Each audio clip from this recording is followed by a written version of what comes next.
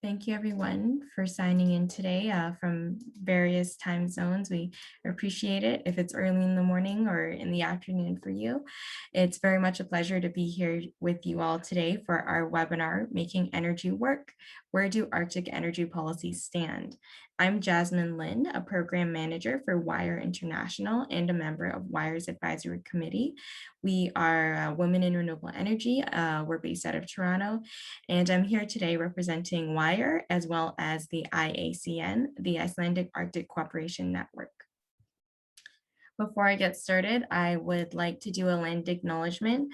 I know, again, we're calling in from various parts of the world, and I'm calling in from Toronto, which is the traditional territory of the Huron-Wendat, Petun, Seneca, Anishinaabe, and most recently the Mississaugas of the Credit. While many of us continue to work remotely, whichever land you are on, it is important to honor and recognize in peace, friendship, and respect. Since my colleagues from the IACN can't make it today, I will say a few words on their behalf. The Icelandic Arctic Cooperation Network was established in 2013 with the mission of initiating, encouraging, and facilitating Icelandic and international cooperation on Arctic issues, including research, education, innovation, and monitoring amongst public and private organizations, institutions, businesses, and bodies involved in Arctic issues. The IACN is very pleased to work with WIRE in cooperation with the Icelandic Ministry for Foreign Affairs, the Embassy of Canada to Iceland, the Embassy of Iceland to Canada, the Northeast Iceland Regional Development Agency, SSNE, the Directorate of Equality of Iceland, and Electricity Human Resources Canada, EHRC, and Women in Energy Iceland. All of these above organizations are our partners in organizing this series of 4 online webinars under the framework of the Share Your North platform. And the series title is Renewable Energy for Sustainable and Inclusive Development in the Arctic.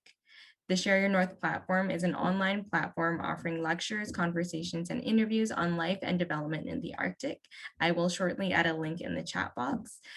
This session today will explore the gaps and opportunities that exist in current policies and will examine the conflict between reliable fossil fuel energy in the hard to reach Arctic and increased demand for clean renewable energy production. Again, welcome everyone to our 3rd event, and we hope to see you at our next one, the last event in our series. Now I will give a quick overview of Women in Renewable Energy. So our purpose is to advance the role and recognition of women in the energy sector. We were also launched and incorporated in 2013 in Toronto, Canada, and we work towards our programming by offering programs to young and senior professionals and students of all genders, which includes networking, capacity building field trips, workshops, and speed mentoring. With the COVID-19 pandemic, as much as we can, we have been taking our events virtually instead of in person. WIRE has chapters across Canada from Vancouver to St. John's, as well as the Yukon and the Arctic. We've also been expanding internationally with chapters in Turkey, Jordan, Azerbaijan, the UAE, Africa, and Iceland through our partnership with IACN. WIRE's leadership is made up of our president and CEO and our executive board members. And I'd like to share quickly with you some of the values that WIRE supports. One of the key ones being local, think global, act local. While we have chapters spread across Canada and the globe, we try to take a local lens to understand the needs of women in the energy sector on the ground to deliver programming that can be the most impactful it can be. WIRE is a supporter of the Leadership Accord on Gender Diversity from EHRC, with our public commitment to promote the values of workplace diversity and inclusion. Another initiative we support is Equal by 30. This is a public commitment for concrete action towards equal pay, equal leadership, and equal opportunities for women in the clean energy sector by 2030, and to ultimately close the gender gap. And then quickly, we'd like to recognize our sponsors and our government partners, as well as our international partners. Lastly, I would like to again mention that we have our 4th webinar coming up on March 23rd, and also locally in Canada, we have an upcoming networking event. We do invite you to follow us on social media and check out our website, womeninrenewableenergy.ca, to learn more about the programs that we do offer for free in Canada and across the globe. And now I will pass the mic to David Hick to chair the meeting. Well, thank you, Jasmine, for the introduction to WIRE and to IACN as the sort of host for this meeting and a series of meetings over the last months. It's been just a fantastic opportunity to engage with so many diverse voices and perspectives, particularly related to issues related to energy in the Arctic and all the fantastic programming that WIRE does. So Polar Knowledge Canada is very happy to support that work. My name is David Hick. I'm the Chief Scientist and Executive Director of Programs for Polar Knowledge Canada, based here in Cambridge Bay in the Canadian Arctic. And I'm just going to facilitate the meeting and the discussion. So we have a number of speakers today. They'll speak for 5 or 6 or 7 minutes and provide a little bit of an overview on some different topics related to energy policies and their we pitched this as a discussion of gaps, but I think also we're looking for common and shared experiences and opportunities to bridge some of those gaps by looking at the ways that those policies are designed and implemented and applied in different regions under different circumstances. So why don't we just jump right in? The first speaker is my colleague, Rob Cooke. I'll let him introduce himself, but he'll be talking about clean energy research and policy as a priority for Arctic communities. Rob. Screen. So yeah, I'm Rob Cooke. I'm the manager for clean energy and infrastructure with the federal government agency Polar Knowledge Canada. I'm speaking today from just outside Whitehorse, so from the traditional territories of the Karlsdóttir and Kwanlin First Nations. I'm hoping I can fit this all into 7 minutes. It's a pretty extensive subject, but what I'll talk about very quickly is Polar Knowledge Canada, then the relationship between research and policy, some of the different types of energy research, and then how research can actually inform policy. And if I have time at the end, I'll discuss briefly how Polar actually fits into that. So we are, as I said, we are a federal government agency. Our main role is the custodianship of the Canadian High Arctic Research Station in Cambridge Bay. But we do have a research element, and a big part of Polar is the science and technology program. So we operate a hub for scientific research station at Charles. Through extensive stakeholder engagement in 2018 and 2019, we developed our science and technology goals for 2020 to 2025. The first 2 of those are very much science-based, but the third one is technology-based, and that's the most applicable to the topic that we're talking about today. And it's advancing energy technology and infrastructure solutions for the unique environmental, social, and cultural conditions of the North. So I have to stress that we don't have a policy mandate. We don't write policy. We can help influence policy, but as I said, we don't necessarily have a policy mandate. And from a federal government perspective, a lot of the energy policy is actually written by the territorial and regional governments in Canada, but I'll come back to discuss that in the next slide. As I said, we do have a research mandate which applies to policy, I think. In particular, we're concentrating on resource monitoring and testing and demonstrating of technologies, and hopefully I'll show how that fits into policy in the next few slides.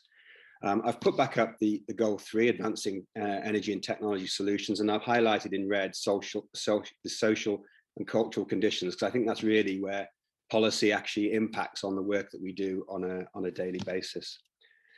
So this is for want of a better word, Polar's sphere of influence, the 3 territories and the broader Inuit Nunangat. Each of those territories have developed their own energy policies, and they can be very, very different across the Canadian North. So even in the Inuit Nunangat, Nunavik, and Nunatsiavut, their policy tends to be dictated by the Quebec and Newfoundland and Labrador governments, respectively. And the policies can be very different. I think Grant will probably touch briefly on the Northwest Territories and maybe Nunavut. But if you look at Yukon in the West, I think we have probably quite a mature policy. So we have developed IPP, and power purchase agreements. And that's led us to have projects such as the Old Crow solar project just above the Arctic Circle. The Kluane First Nation have developed their own power purchase agreement for their wind project. And I think their own independent power producer agreement.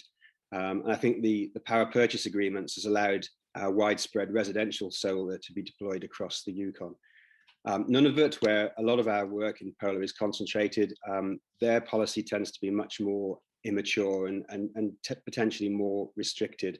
So although there are power purchase agreements in place and there are net metering projects underway, the independent power producer policy, I think, is really much more immature and probably in more draft format.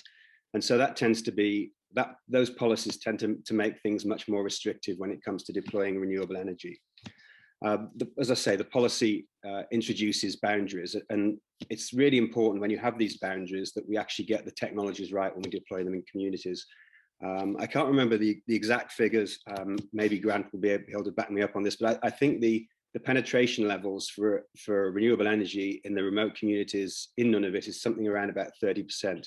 All the communities, all 25 communities in Nunavut are basically diesel generation. They're all fly-in and sea lift only.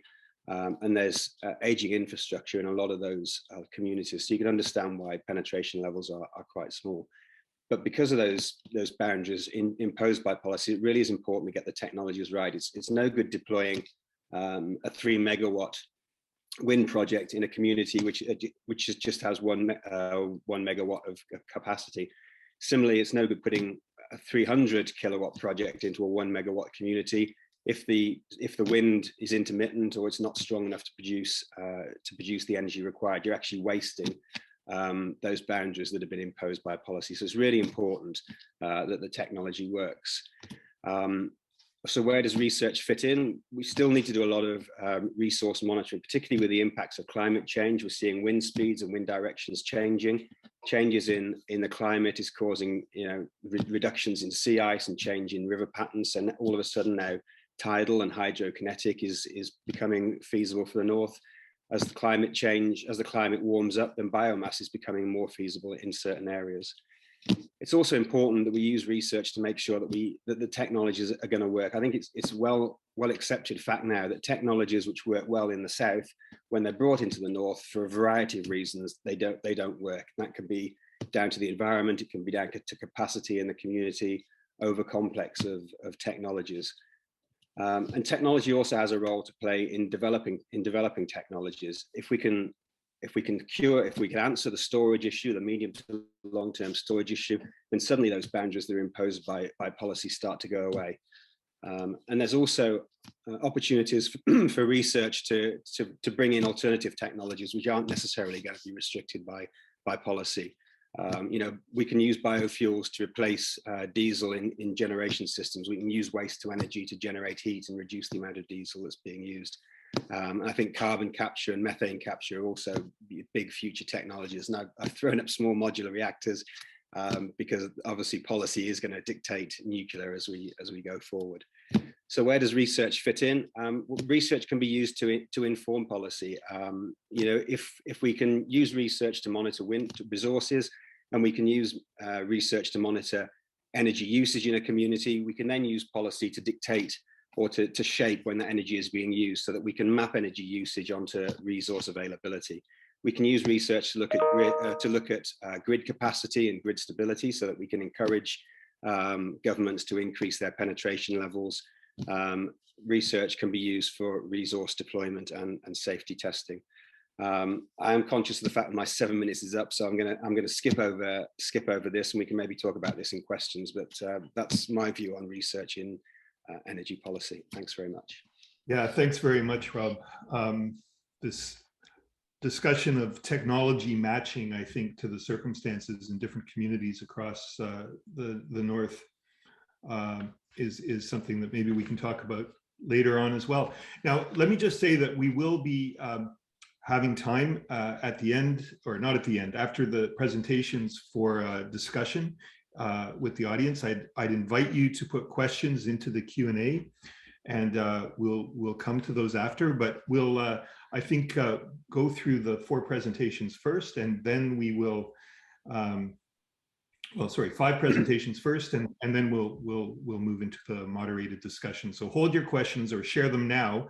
We'll keep track of them, but we'll come to those at the end. So certainly want to open it up a little bit, and questions for Rob and all the other speakers, if you can just hold those for a few minutes. Our second speaker is Grant Sullivan. Grant will be talking about implementing clean energy projects in the Northwest Territories within the current energy policy. And Grant, I'll invite you to take the floor and introduce yourself. Thank you. Good morning, everyone. My name is Grant Sullivan. I'm the president of Nihtat Energy. Can everyone see my screen okay? It seems like the audio is capturing everything. Yeah, can everyone see my screen okay? But we can see the screen. Maybe there's a different view you can use if you're sharing your screen, because we're getting transcription there. But if not, go ahead. It's just the slides are kind of small.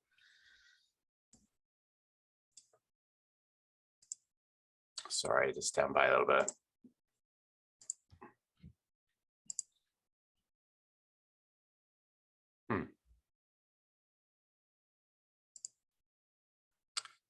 Does that work okay there? Like I know you see that.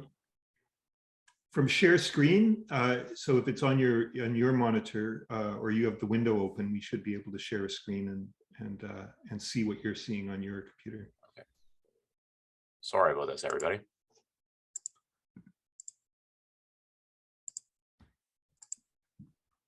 Does that work?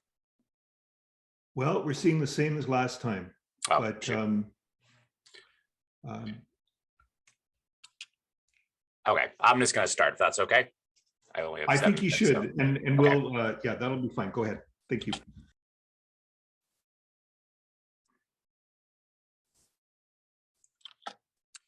So the Nihtat Gwich'in, I'm happy Rob put up that little map of Canada there in the Northwest Territories. So the Nihtat, we're in the Beaufort Delta area, which is in the high Western Arctic of Northwest Territories. Prominently indigenous population in all 4 communities. NEL was a subsidiary of a development corporation in the Northwest Territories. And we're wholly owned by the Nihtat Corporation based out of Inuvik, Northwest Territories. Beaufort Delta, it is a small region. The total population is only 6,800 people. And over 50% of those live in Inuvik, Northwest Territories, which is my hometown. All remote diesel communities.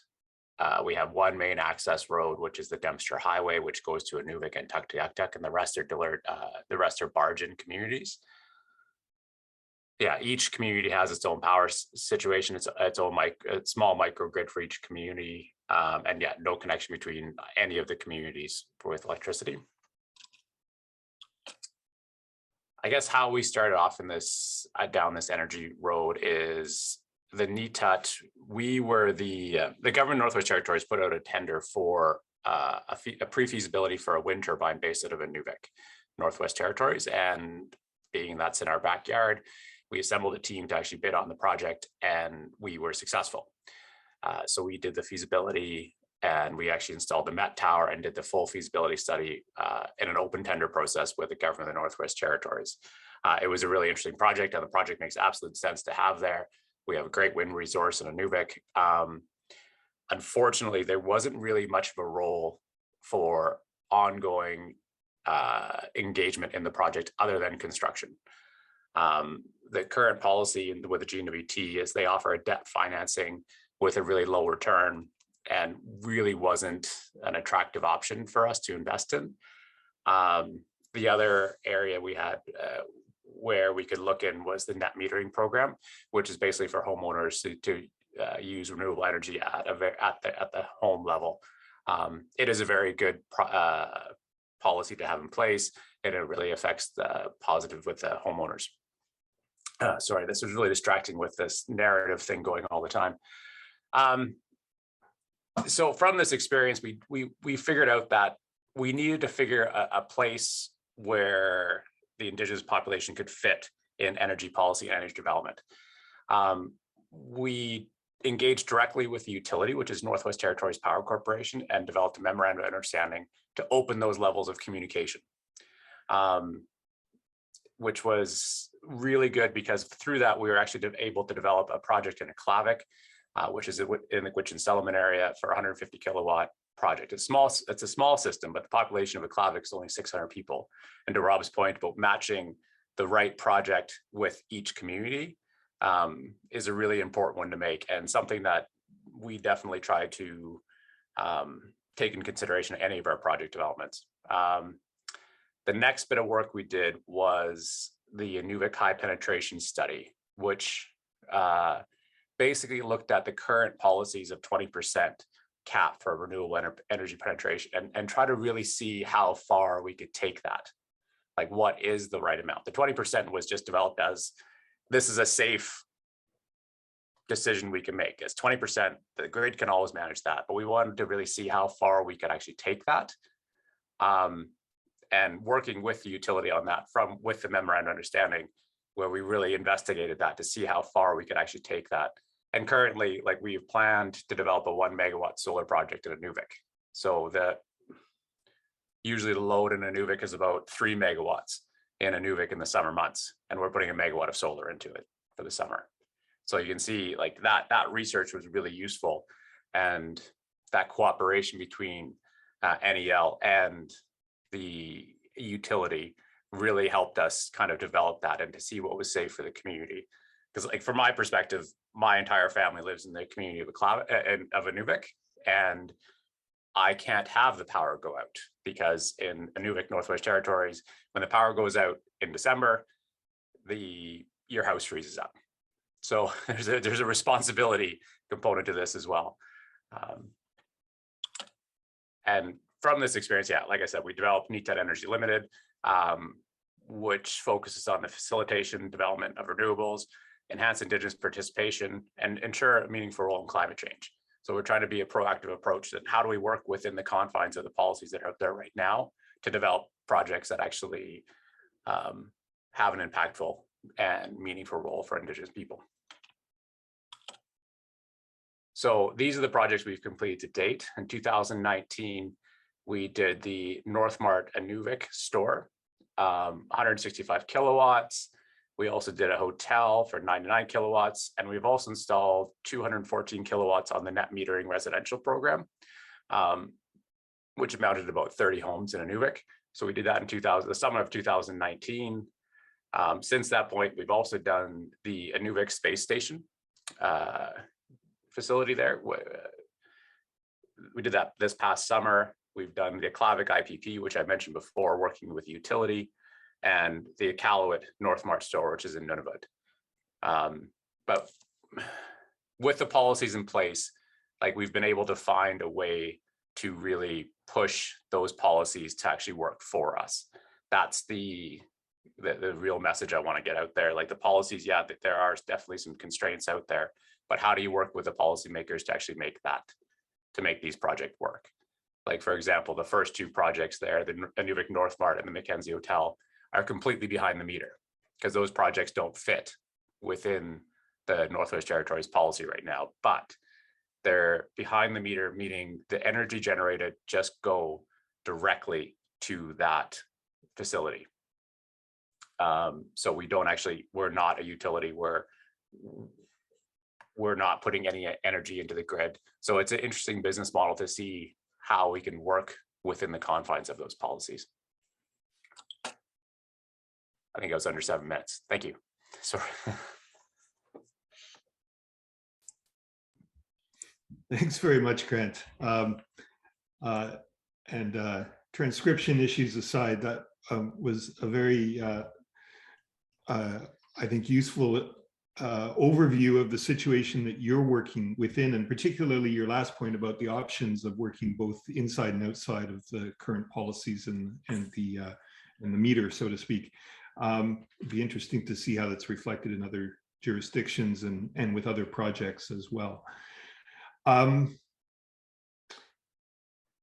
third speaker this morning is Marta Karlsdóttir from the National Energy Authority of Iceland, and she will be talking about Icelandic policymaking towards full renewable energy. And I'll turn it over to you, Marta. Thank you. Thank you, David, and thank you, my previous speakers, for very interesting talks.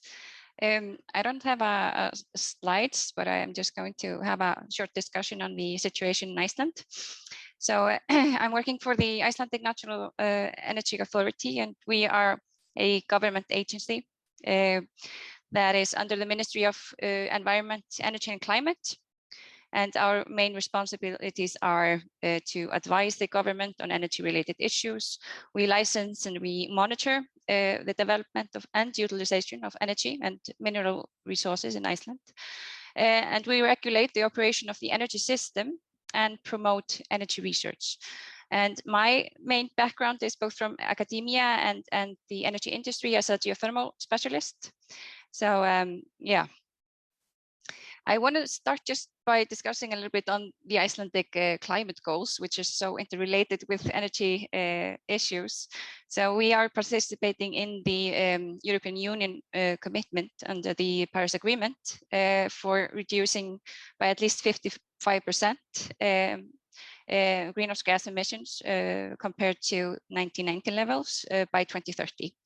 But we have a country-specific climate action plan as well that has been developed in accordance to the Paris Agreement, and that action plan at the moment has a goal of 40% reduction in climate emissions or carbon emissions by 2030. And we have also declared to become carbon neutral by 2040, as opposed to the 2050 goal of the European Union. The energy sector in Iceland, and focusing on climate goals, has these two main approaches to mitigate climate change. It is the energy transition from fossil fuels to renewable energy. And we also are focusing on green innovation in carbon capture and storage and utilization technologies to mitigate climate change. But the current status in Iceland, you may say that the renewable dream has come true for Iceland because we have 90% of our primary energy consumption originating from renewable sources, which is of course extremely high percentage in worldwide perspective. We have the highest share of renewable electricity production per capita in the world, but of course we have a very special market for electricity because 80% of the used electricity is used by power-intensive industries, and only 20% for the general market, and of that only 5% for homes and families. So a very specific situation in Iceland and how we use the electricity that we are producing. And space heating and hot water in the cold climate we face is completely sourced from renewable energy, mainly from geothermal heat.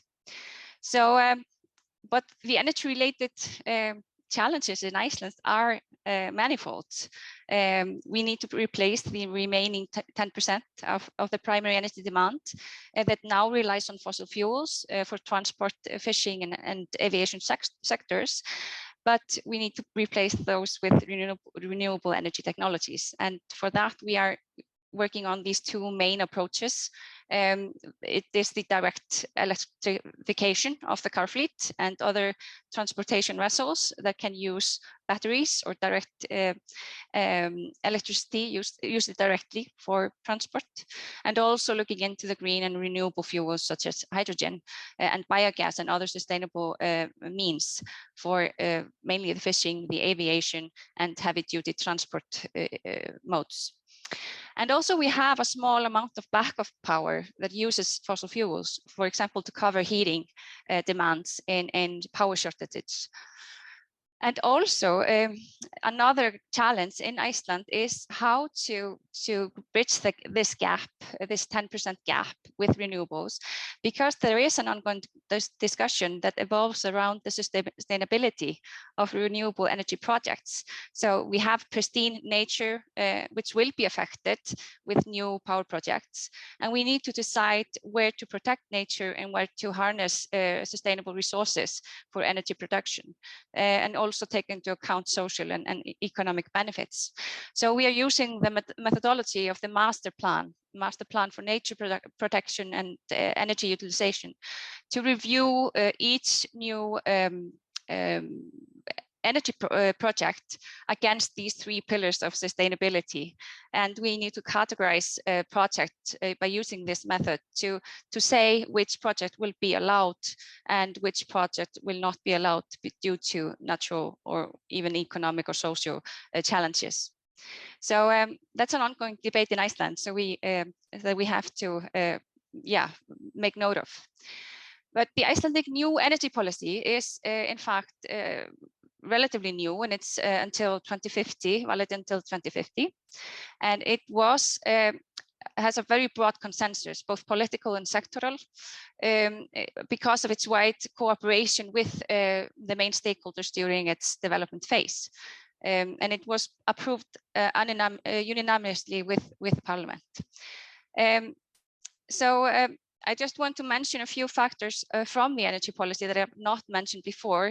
I mentioned already the energy transition from fossil fuels, but the other, and also the climate action with carbon capture and storage and utilization technologies. But other objectives of the energy policy are to meet public energy demands at all time and enhance the infrastructure so that it's sound and resilient. So we have a secure energy provision for all communities in Iceland. Energy efficiency is another challenge in Iceland because we have the abundant energy resources and we have vast opportunities to use the energy better in a more efficient manner and minimize waste in our systems. We also want the nation to reap the benefits of energy utilization. So we are looking into ways to ensure that the profits from energy, utilizing Iceland's pristine energy resources will be returned back to the communities. And equal access to energy countrywide, which is harmonized with the previous speakers, because we have rural communities, we have a lack of energy securities in those communities, and we have a vast system of energy transmission that we need to have resilient and strong to provide energy for all. So just to conclude, Iceland is in such a good position with its abundance of renewable energy resources, but still faces similar complicated challenges as other countries to further optimize the system, to be totally independent of fossil fuels, to sustain unhealthy economy and the way of life, and at the same time protect pristine nature and overexploitations of natural resources. So we kind of all face these common challenges, and we can aid each other in our pathways to a more sustainable energy future.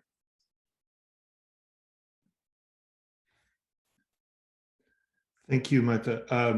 I'm always impressed by the way that Iceland has tackled some of these issues, but as you indicated, we all share the same concerns about meeting public demand and access, energy efficiency, and the opportunities for applying new technology. You mentioned electrification of the car grid, and Rob didn't mention this, but in Cambridge Bay here at Polar, we're going to be experimenting with trying to use electric snowmobiles later this winter.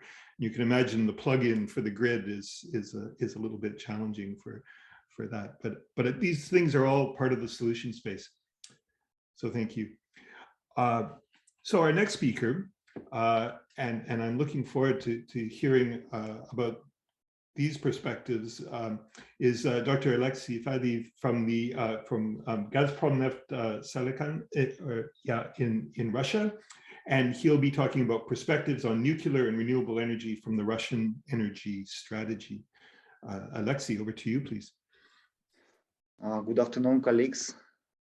I hope you can hear me, and I will try to, one second, to share the screen with you. One second.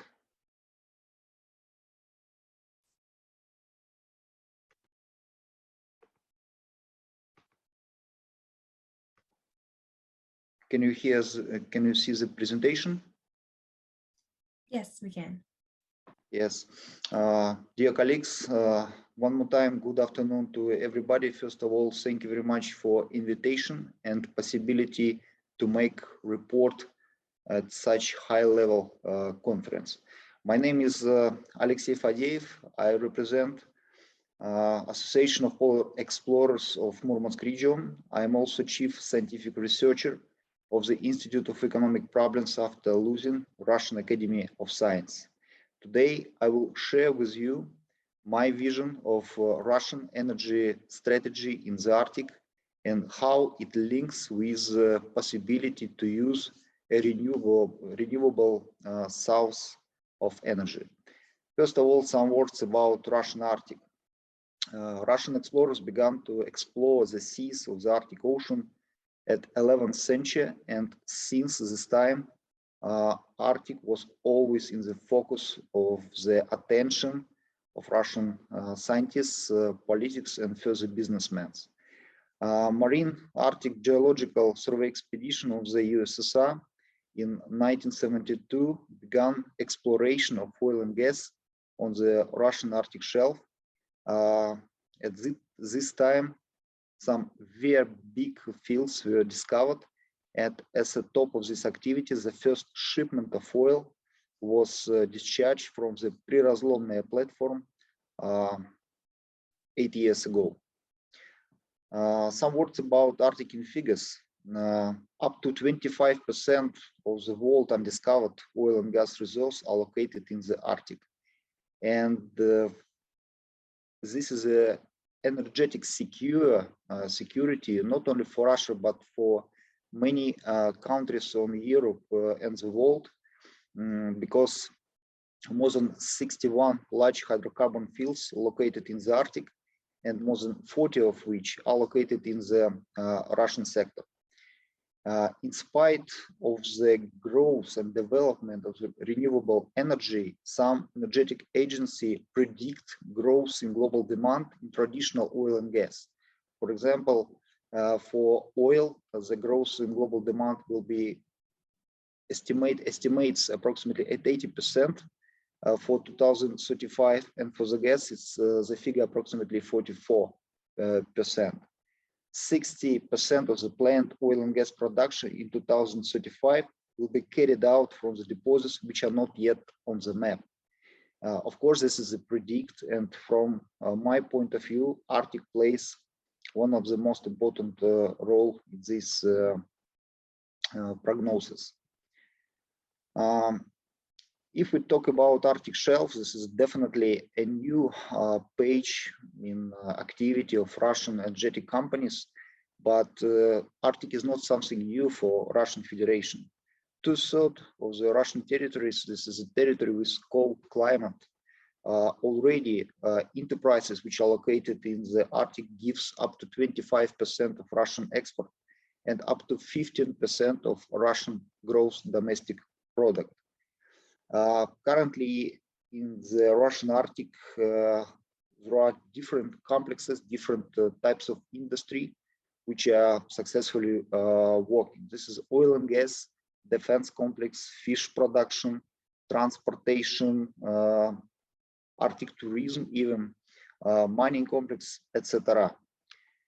Of course, Arctic contains a huge amount of the hydrocarbon resources. First of all, traditional, hydrocarbon resources. Up to 84% of the deposits, this is a gas, and up to 16%, this is the oil.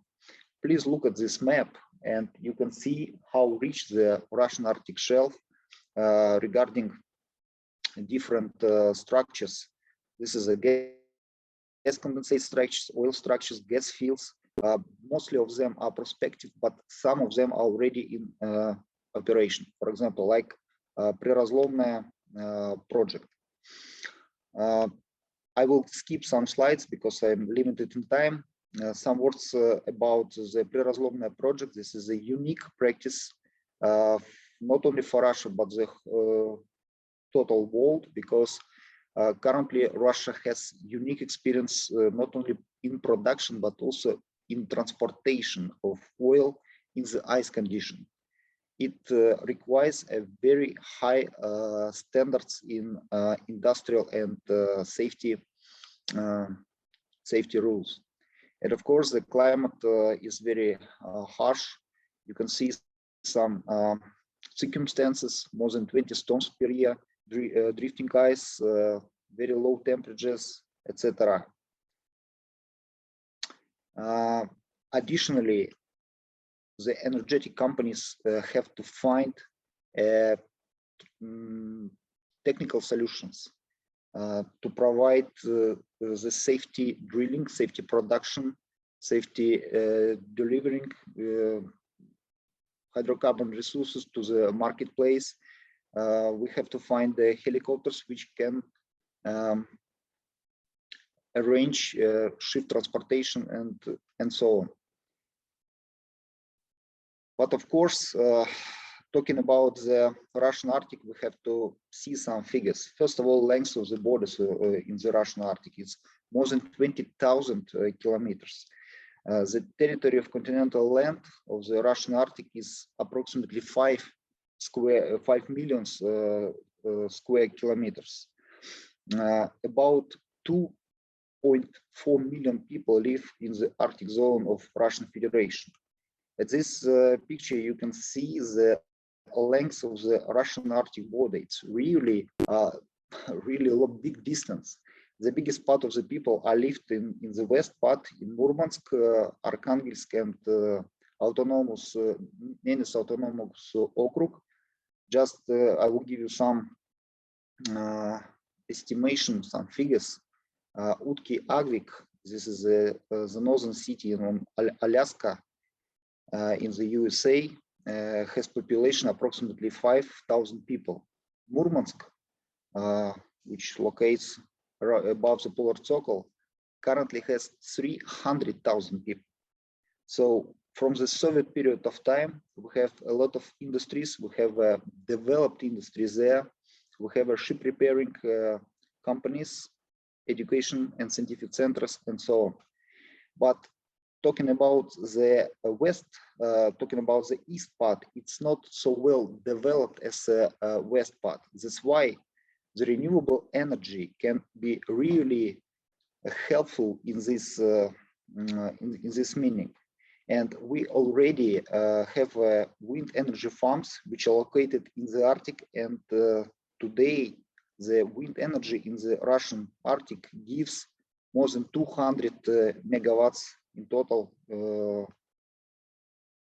talking about the energy. Then this is the solar energy. In cold climates, the potential for solar energy production increases. And it gives more efficiency if we, for example, compare it with the warm climate. And the total power of energy generated by this solar energy in the Russian Arctic is already approximately 1.5 megawatts. Then, of course, usage of hydro energy. This is, I think, from my point of view, one of the best developed type of the renewable energy in Russian Arctic.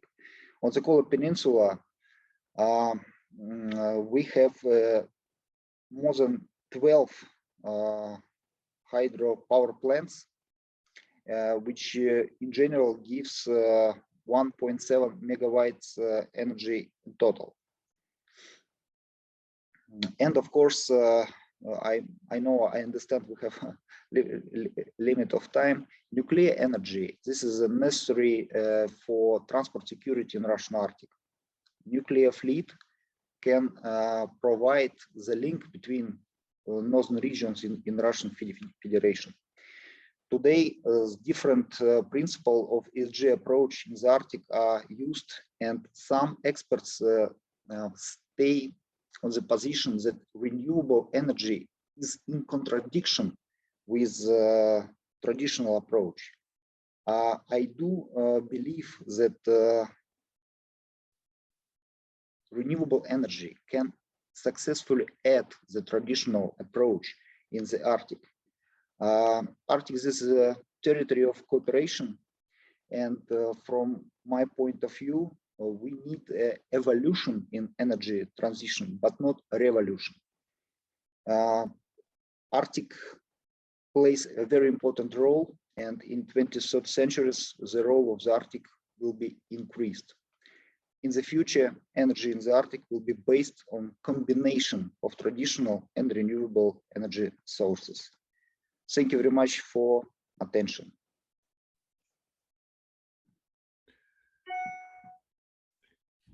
Thank you very much, Alexey, for that overview. I think you've really highlighted some of the challenges of transition from existing infrastructure, and as you said, the challenge of revolution versus evolution, depending on the starting point that we're all, the different communities, the different regions are coming from. Our final presentation, before we open this up for a wider discussion, and I'll remind you all again, please put any questions into the Q&A, and we'll start with those in a minute. But I'd like to invite now William Gagnon from the Government of Northwest Territories to say a little bit about decarbonization leadership and the some of the work that's going on in NWT and the advantages of making changes. William. Hi, thank you, David. Thanks for having me. I'm going to start with a story. I don't have any slides. I might have one slide at the end. I'm going to start with a story. So I remember being an intern in Toronto with this big engineering firm. I was a little baby engineer, and you know, it felt like a big thing then. I was the CEO's intern, and during my first week, I witnessed there was like two blatant homophobic comments in their workplace. One of them was my colleague referred to something in our project that was stupid, but instead of saying it was stupid, he said it was homo. The second one was my boss, same thing, that my manager said, you know, he wanted to say that there was a problem with the software, but he just said, oh, that's gay. And so that was my first week in my internship. I had just moved from Montreal to Toronto for the summer. And I was like, they don't mean harm. It's okay. It's just an offhand comment. But then that was in my head for, 48 hours. And I just couldn't let go of it. I was like, let go, trying to do yoga. But then after 48 hours, I realized that, that's actually not okay. Like, you can't just have homophobic comments like this in the workplace. So gathered my courage. And then the next day I walked to the office. Well, I took the TTC to the office, and a block away from the office, there's this coffee shop, and where I stopped to. So I stopped in the coffee shop, and I stumbled upon, her name is Rachel, one of my female colleagues. She was usually at the New York office, but she happened to be in Toronto that week. And I just, I didn't know a lot of people in Toronto or at this office, but she kind of was the person that I had the most trust for some reason. And so I just kind of unraveled everything onto her. I was like, this happened and I don't feel good about this. And I'm like, but don't share it with anybody. I just wanted that to be, shared with her. And she was like holding her coffee and her laptop and her papers. And she was like, what? She's like, I just dropped a bomb on her. And so she went back to the office, and I stick around the coffee shop for a couple of minutes. And then I also went back to the office. As I walk in the office, she's in the boardroom on the phone with the CEO and with HR, and they want to know what happened, who said what, and blah, blah, blah. And at the beginning of that week, I had asked to go to this huge green building conference in Toronto. It was at the Fairmount Royal York, and that was denied. But little did I know, that afternoon I saw a ticket for that bougie green building conference on my desk. So I'm sharing this story because, and just for so the completion of the story, I had an amazing time working in this office. I think that they really made amazing work, and the two people who made the comments really were just kind of ignorant about the fact that you can't say that, but they really meant no harm. And I had a great time working in this office. So really, I'm saying this because nobody's going to be there to advocate for you. And I think inclusion, diversity is an ongoing effort. My name is William Gagnon. I'm 29 years old. I was born in Montreal, Quebec. Both my parents are from French European descent. And I moved to Yellowknife Northwest Territories, which is the territory of the Yellowknife Dene, and more recently the territory of the North Slave Métis. I moved here in 2017 and loved it for some reason. I am now the climate change strategic lead for the Department of Infrastructure at the Government of the Northwest Territories. And I am also pursuing a master's degree on carbon capture and storage and bioresource engineering at McGill University. So in retrospect, I think, I shared one story, but I've had a lot of those stories of microaggressions in the workplace. And maybe it's about sexual orientation, gender, race, whatever it is. I think if you're not a white male, you're way more likely to get those stories of microaggression. And I'm sharing this because I think it is one of the most important policies in renewable energy. So we know that women in government lead to more climate-oriented decisions. That's like peer-reviewed research. And we also know that, and I work for the government of the Northwest Territories, so I am willingly criticizing as a way to make it better. The Department of Infrastructure is the most male-heavy department. And we are in charge of planning, energy plants and highways and renewables. And so I think the most important policy is to have more women in the workplace and more diversity. And that's not easy. And so, I think I continue to have those microaggressions on a daily basis and maybe less obvious, but I'm told often that I have to be an engineer. You have to be an engineer. But I am an engineer. I just have 3 other degrees on top of that from Cornell, McGill.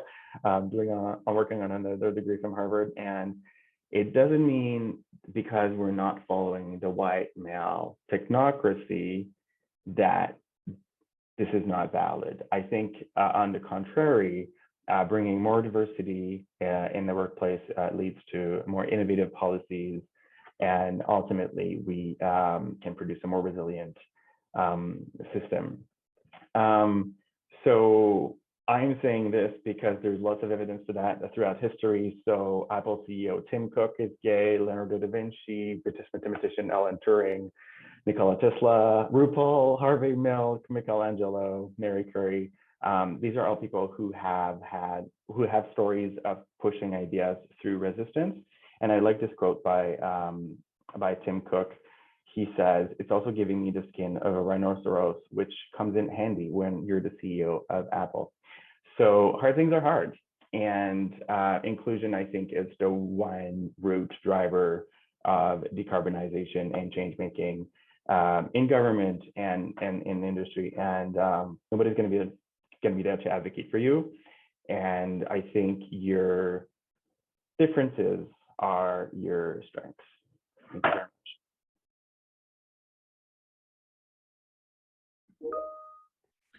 Well, thanks, William. I think that's a point that we probably want to discuss a little more, that the connection between diversity and innovation. And innovation can't proceed as easily if we're not thinking about all of society, and it comes back to many other issues we've been sort of looking at, but more from that technological perspective. But there's a policy perspective and there's a very human perspective that's equally important, I think, in whether or not we'll succeed in decarbonization. And as Marta indicated, there's a real rapid pace of change that might be required if we're going to be successful. So yeah, thanks for that. So these are the 5 presentations. We still have about half an hour for discussion among panel members. I'd invite everyone to turn their cameras back on again if you like. And of course, I very much welcome any questions from our audience. There's still over the course of the morning, there's been people coming in and out of the discussion.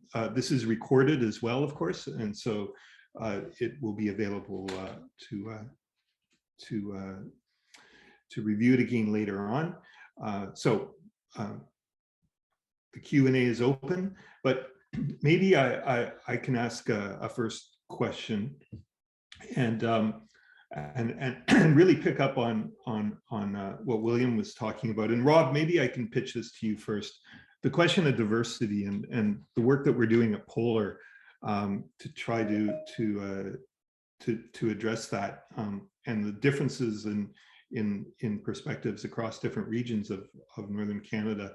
Can you just say a little bit about how that is included in the work that your team is doing and the value that has brought to some of the work you talked about in the presentation? Sure, yeah, it's not an easy question to answer, I don't think. I mean, our team, our clean energy team, is pretty small at the moment. There's three of us working on the clean energy perspective. There's myself. We have Rachel Mandel, who's just joined the team. A young engineer who's just moved up from Toronto, who's I think she's got a big future ahead of herself within the federal government. And then we have Jason Ituangat, a local Inuit, who's our technician. We're putting a mentorship program in place for Jason so that we can grow him within the federal government and within the clean energy sector. He's due to be part of the a part of the Catalyst 2020 program this year, which I think is the leading clean energy program in Canada, if not internationally. And Grant can probably talk a bit more on that program. So it's really important to us. Within Polar, we do have the Inuit employment plan. But aside from that, we see the importance of generating local energy champions, particularly within Nunavut. So I think I do feel that we have a pretty diverse team, and we're trying to encourage that diversity. One other program that we have ongoing, which we're supporting at the moment, is the Arctic Remote Energy Network Academy, which is to try and grow more energy champions from across the Arctic. At the moment, we have a cohort of 18 for 2022. Over 50% of that cohort are female, and they're predominantly the predominant percentage for the cohort is indigenous as well. So we are really keen to bring diversity into our program. So hopefully that answers your question, Dave. Yeah, thanks, Rob, and for mentioning the ARENA project as well, an Arctic Council-led initiative, and we'll be hosting in Cambridge Bay one of those events. There's another one in Alaska and one in Iceland as well, or in Russia. There's three events in Iceland. Yeah, it's Canada, then Alaska, and then Iceland, and we're kind of hoping we'll have an event in Russia next year as well. Yeah, super. COVID has certainly put a bit of a delay on some things, but a lot of other things moving. Your comment about local champions, I think, is really important. Is there anyone else who'd like to jump in on their experience of having local champions? Because often that's what, in my experience, moves anything forward. And then when you're trying to integrate technology and policies and things like that, it's very useful to have people on the ground that are passionate about these things. Grant, yes. So as Rob said, I was part of the 2020 Catalyst program, and that really kind of leapfrogged me quite a bit ahead on getting these projects done. For anybody who's done a project in the north, I think, especially like a renewable energy project in the north, it's really, really difficult because the conditions are really harsh. A lot of transportation. I mean, the transportation costs are huge to get to the north, and the season is so short for construction.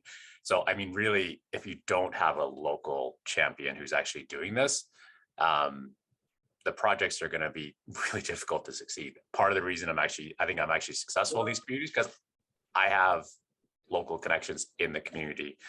I know the folks that can get the projects done and who come and will help me out in a pinch, because everything seems to be a pinch with these renewable energy projects and they're really difficult to get done. So yeah, I do think absolutely you do need to have that local capacity there to actually get these projects complete. Yeah. Marta. Yeah, thank you. I just wanted to mention the importance, and it's a story you all know, importance of role models when it comes to diversity. William had a very inspirational talk, and it was nice to hear his experience and his kind of call to action to make people aware of issues that are relevant and to speak up. And but in Iceland, of course, again, we are lucky. We are front runners in gender equality. And me being a mechanical engineer working in the previously male-dominated energy industry in Iceland, I am now sitting on meetings regarding energy policies and energy issues, maybe with all women participants, energy specialists, which we are now, used to and don't feel that being such a big kind of big issue.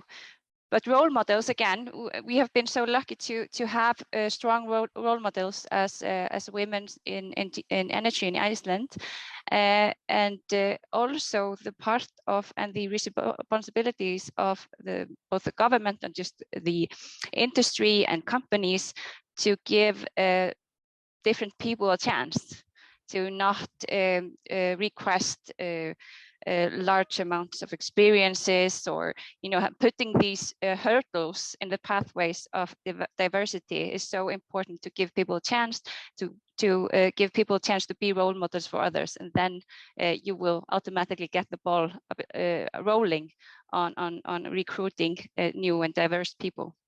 So that is what I wanted to comment on. Thanks, Marta. Alexey, do you want to add anything to the way that local community is involved in your work in Russia, or Definitely, David. This is a very important issue to involve the local communities in general. I know that the program which Western countries have like a program for increasing the local content, very important for energetic companies in general. And Russia has quite big trend currently for involving local communities, local people, local enterprises in the Arctic project. Of course, it also gives additional opportunities for creation, the development, the technologies and innovations inside the regions. This is one of the big challenges for Russia. This is a technological, I would say, sufficient for development the Arctic project. That's why the more people will be involved, local people in the project, the better. Some of the colleagues mentioned that the Arctic Renewable Summit will be held in Russia in 2023, and this is a really great idea. That's why for small local communities, it's one of the exit, it's one of the way for providing the energetic securities to use the renewable sources. And I stand for implementing the best Western practices which are currently exist in Norway, in Iceland, in Alaska, on the territory of Russian Federation. Thank you. Thank you, Alexey. William, I think you had your hand up at one point as well. Yeah, I just wanted to add, well, tack Fadeev and Marta for your comments. Last night I was like, I fell in a rabbit hole of diversity and inclusion and renewable energy, and I watched a bunch of talks, and I just wanted to share this one slide that I thought was really interesting. It's called the white male effect. No offense to the white males in the crowd. I'm sure you're part of the good ones. But I thought it was really interesting to see that really white males risk threshold is much lower, is much higher, whereas the other demographics risk threshold is much lower. So, and that kind of reflects in the colleagues I know, the contacts I know. I think about, Ariel Deranger and Melina Labuque-Massimo, who are just like super strong advocates for renewable energy. Whereas, discussions about SMRs and nuclear energy is most typically from, the conventional engineering. So I think it's important to recognize our differences, and by recognizing that, then we can bring more diversity and just have a more productive conversation.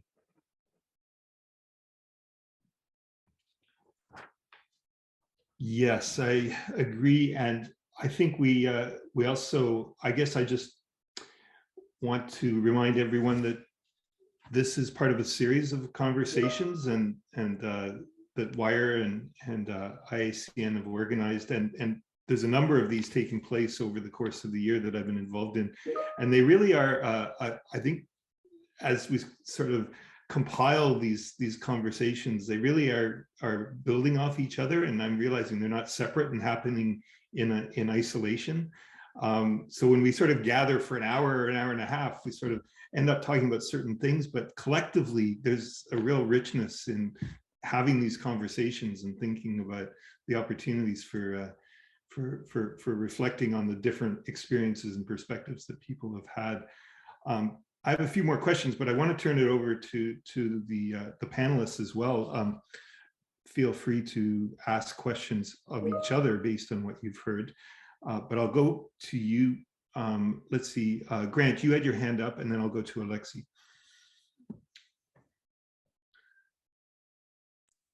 I just wanted to comment on William's slide there. It's interesting. I think renewable energy in the Northwest Territories, it's mostly driven by women. Like I mean, I don't work with infrastructure very often, and maybe that's telling. I work with a lot more women in industry in Northwest Territories Power Corporation. I'm sorry, Grant. I don't know you, William. I'm sorry. But I'm really working hard on this end. Like in the federal context, I mostly work with women in renewable energy, and I think that's a real shift because in Northwest Territory, in Inuvik, my hometown, oil and gas became a big boom, and it was mostly predominant. And at that time, my mom was the regional superintendent of the Northwest Territories government for Inuvik.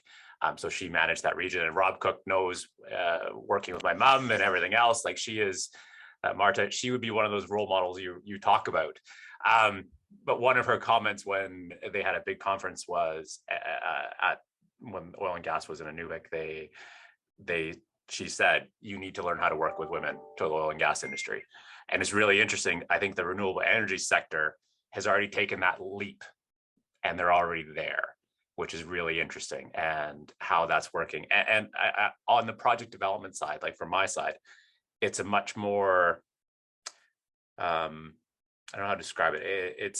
We have a discussion of how to develop the right project, as opposed to pigeonhole, we're going to push this. It's an open discussion of like, okay, how do we actually make this work for the community, for the utility, for a private developer?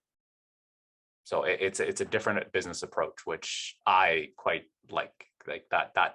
It seems to make a lot more sense to me than trying to force feed something down. So anyway, that was just my one comment there about your one slide. It is, I see that as well too.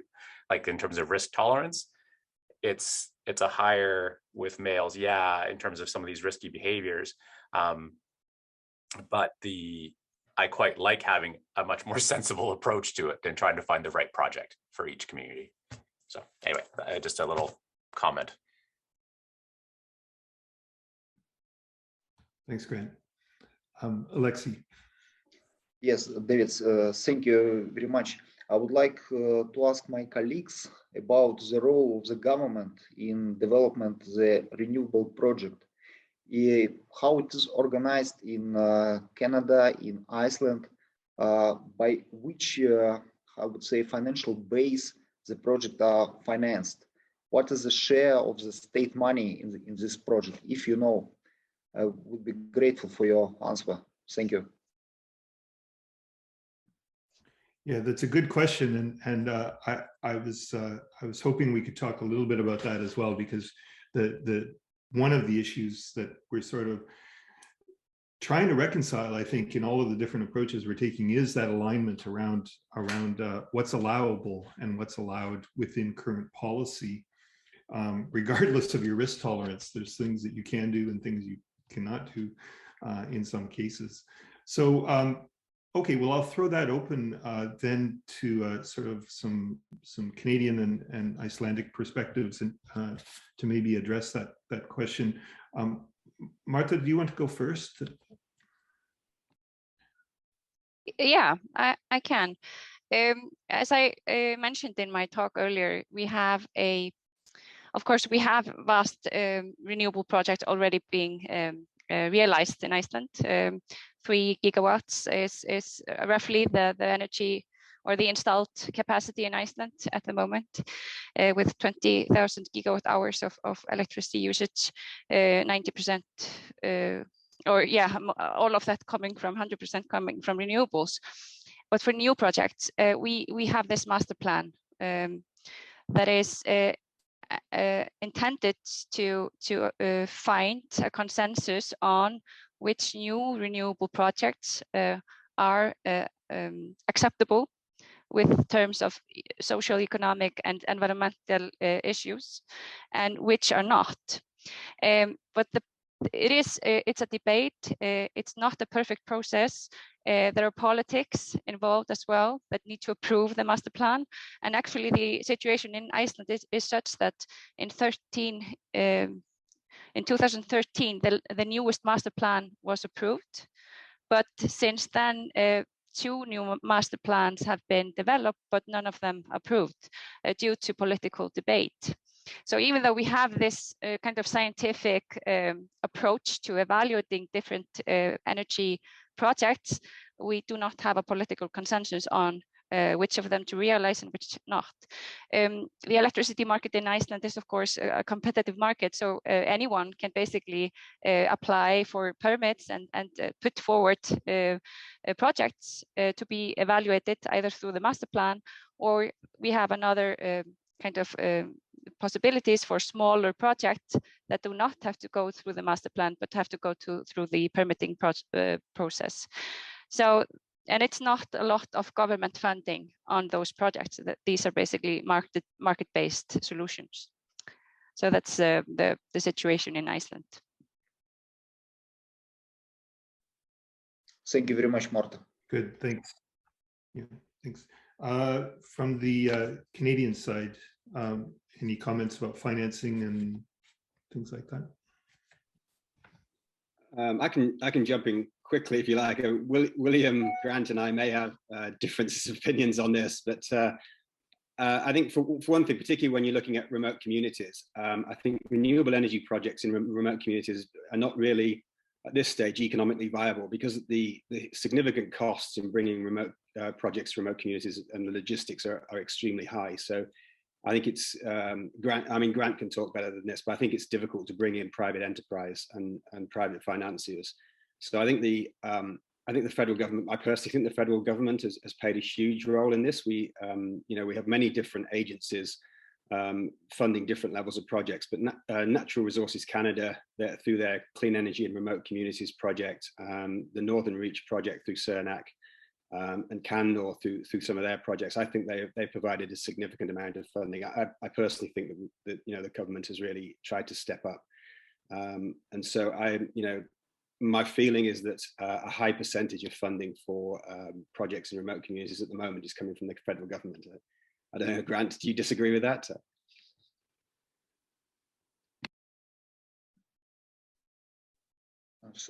Thank you very much, Robert. I mean, what Rob has said is true. Like the majority, a lot of the funding comes from Enercan. But the opportunity is, in my opinion, is how do you work with the utility, with the territorial government, and with the local indigenous population to actually make these projects the right projects. Ones that actually have meaningful impact on the lifestyle of the people, of the residents, and to get that energy, how do they get that energy security? And that's the really important thing, and picking the right project that actually makes a lot of sense for these communities. I mean, I think diesel will always play a role in a lot of these small communities, but how we efficiently use that diesel and how we limit that use of that diesel using projects like solar projects and using wind projects and things like that. How do we best manage that? And that, I think it's the change that needs to happen is the parties need to get together to make those decisions together. It's not just going to be forced down and saying, this is what you're getting and that's it. It's how does the community participate actively in the development of their own energy security using renewable energies, using traditional diesel gensets, things like that. Like, how do you actively manage that? So yeah, it's a really tough problem. Like I said before, developing projects in the north is very challenging. And if you don't have the support of everybody behind you, the project is most likely is going to fail. I think everybody around the table has probably had a few projects go sideways and we have a stranded asset in the middle of nowhere that's not operational. So. Thank you, Grant. Yeah, if I may, I think, Alexey, that's a great question. I want to recognize that carbon pricing has really shifted the discussion. I have had more questions from senior bureaucrats. What is carbon pricing going to do? What is Bill C-12? What does that mean for us? And although it's too little, it's not enough movement. It still feels like a lot. It still feels like great progress. And you know, I was at COP26 in November, and I sat across the table from Environment and Climate Change Canada Minister Stephen Guilbeault.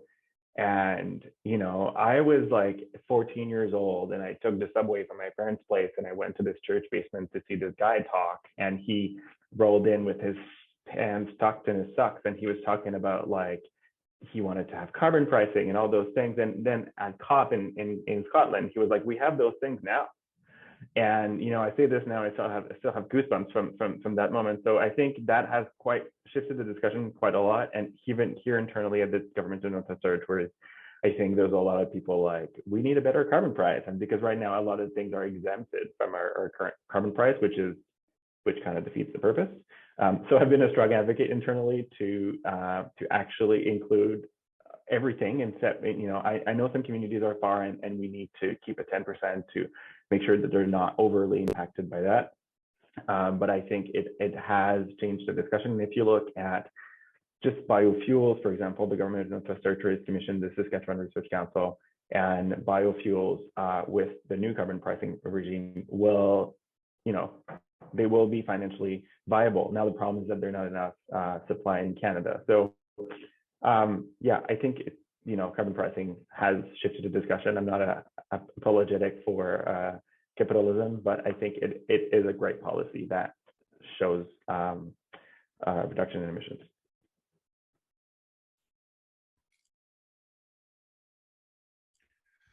Thanks, everyone. Lots to think about. I mean, one of the things I observed is that there's a need, and a very immediate need, for secure, reliable, and sufficient energy in the Arctic and in communities now.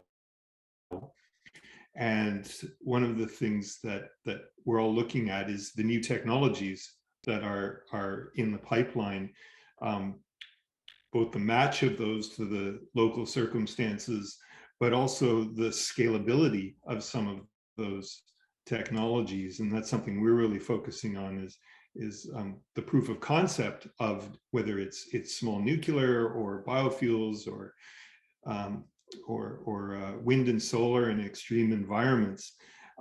We can make that work at a small scale. Can we make it work at a scale that can be integrated into a grid? And I think, you know, look at geothermal in Iceland, and that's you know, you don't even think about it, that aspect of it, but there are scalability issues even for technologies that are well integrated into regional and national power generation.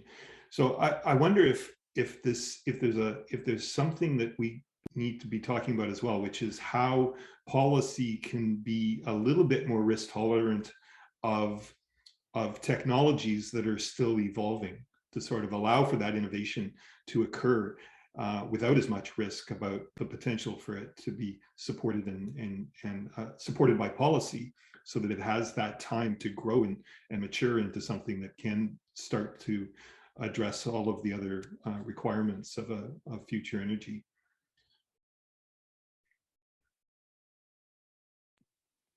I can jump in just quickly with a couple of points, and Grant's made a few really good points in relation to this, that we're not getting away from diesel in the short term, no matter what we may think. Diesel is not going to disappear in the next 5 years unless there's a significant increase in technology.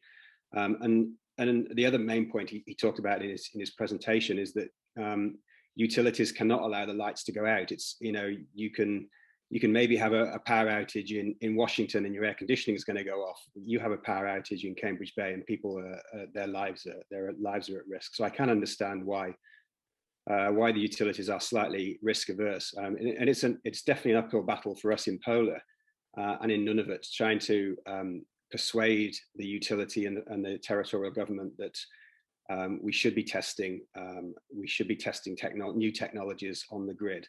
I do think that's a role that we have, Dave, and that we can do off-grid testing at the High Arctic Research Station in those conditions, and we can replicate those conditions, and then we can turn around to the utility and say that this does work. But I do have sympathy for all the utilities, and that they can't risk having their grids go down, and particularly in Nunavut, a lot of the grids are very unstable because the technology is so old.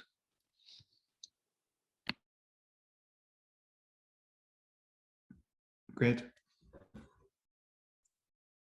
I'm looking at Alexey's picture there of that icebreaker on the back picture there. And I mean, that's something that Russia and Northern Canada really shares, that really remote access to these sites.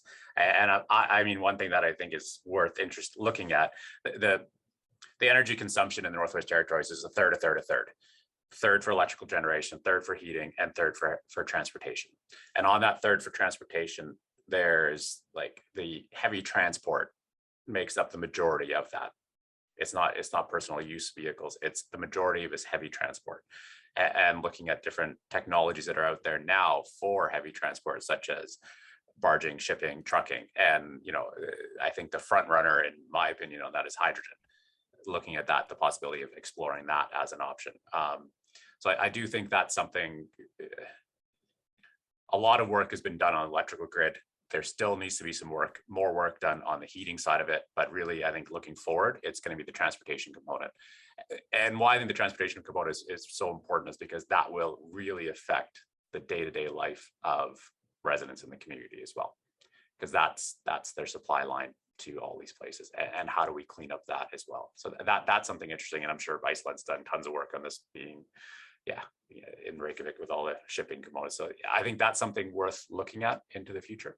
And I know the GNWT has also looked at hydrogen as well as a potential fuel source. So, yeah. Thanks, Grant. Alexey, I'll turn it to you for the last comment before we close out. Yes, David, if I may add, of course, fully agree. First of all, the nuclear energy has a great potential in heavy transportation.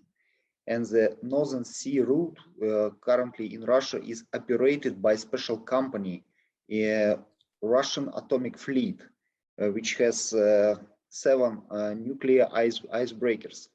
But also at the Chukotka Autonomous Region, we have a experience of usage the floatable nuclear small station, which provides energy for the local communities. But fully agree that first of all, nuclear energy can be used for heavy transportation in Arctic development. This is, from my point of view, one of the priority way for this type of energy. Thank you. Thank you, Alexey. And thank you all. As usual, once we start this conversation, it's really hard to bring it to a close. There's so much to talk about. And I'm going to turn it over now to Joanna to just close out the webinar. Thank everyone again for participating, and look forward to doing this again soon. Joanna. Thank you so much, David, and thank you to all the panelists, to the wonderful moderator, David, you did a great job. A huge thank you to our partners at Icelandic Arctic Cooperation Network. And of course, this has been an extremely interesting topic to hear from each and every single one of you on where do Arctic energy policies stand. A big thank you to the Icelandic Foreign Affairs, the Embassy of Iceland to Canada, the Embassy of Canada to Iceland, the Directorate of Equality of Iceland, Electricity Human Resources Canada, and of course, Northeast Iceland Regional Development Agency. We certainly look forward to continuing our 4th event with IACN, which will be on March 23rd. We look forward to welcoming you. And again, thank you so much for your valuable time and your valuable insights. I'm Joanna Osawe. I'm the President and CEO of WIRE Women in Renewable Energy. Thank you to all. Have a great day.